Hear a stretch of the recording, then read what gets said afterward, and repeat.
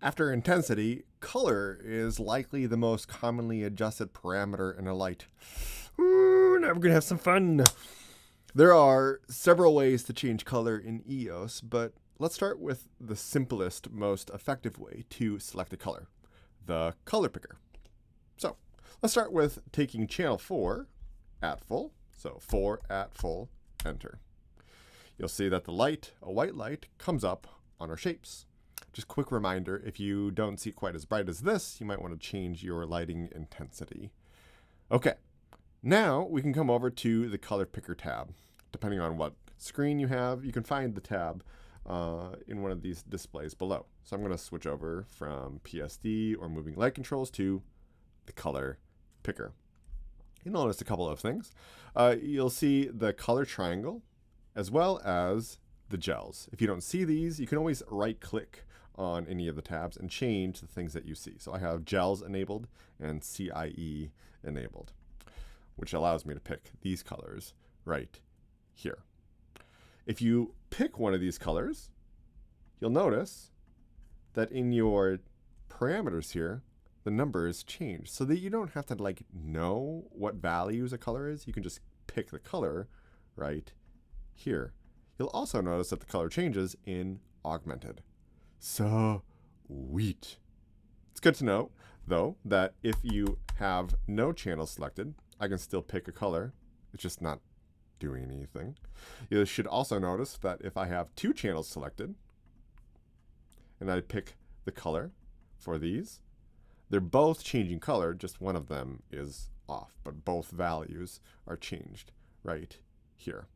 Okay, so I'm going to pick a nice, beautiful blue, like this. Or I can always go to the gels, and you can see some of the most popular brands here. I'm a big fan of Roscoe, and I'm going to choose Roscoe 84.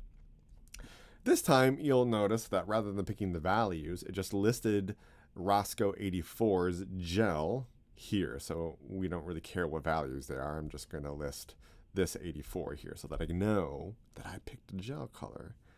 All right. So this is nice, but lighting design loves contrast, and color is a great way to achieve that. So let's try to turn channel 6 at full, enter. And to begin with, I'm going to have you choose Roscoe 84. All right. So if we look at this, I would say that this is quite flat. It's boring. They're the exact same color. Yawn.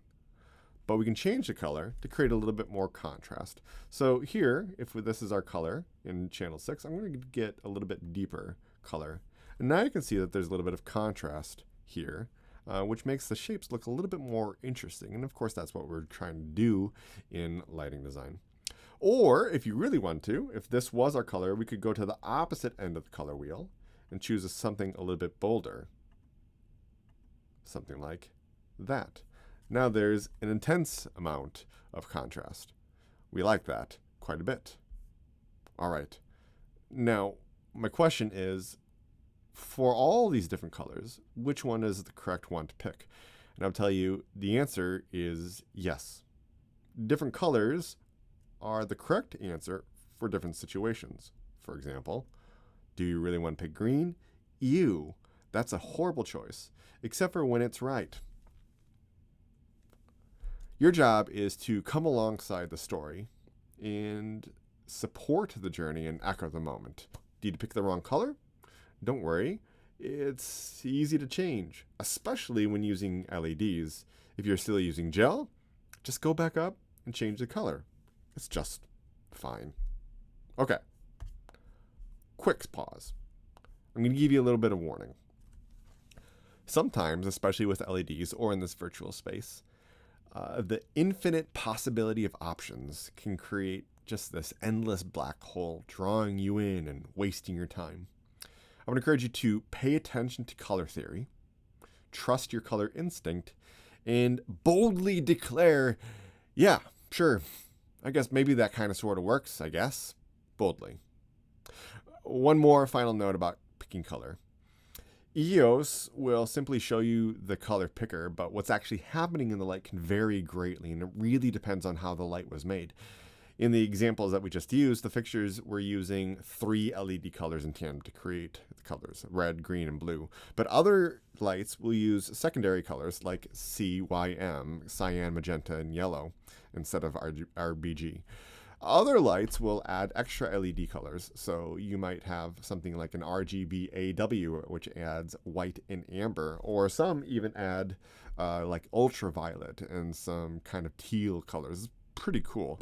But no matter what technology the light uses, EOS will show you the color picker in the same way and do all the technical mumbo jumbo to get you exactly the color you want. I would also note that just because augmented looks a certain way on your computer screen, that doesn't necessarily mean that's what it's going to look like in real life. So please don't get caught up in the virtual space. Spend your time in the real world.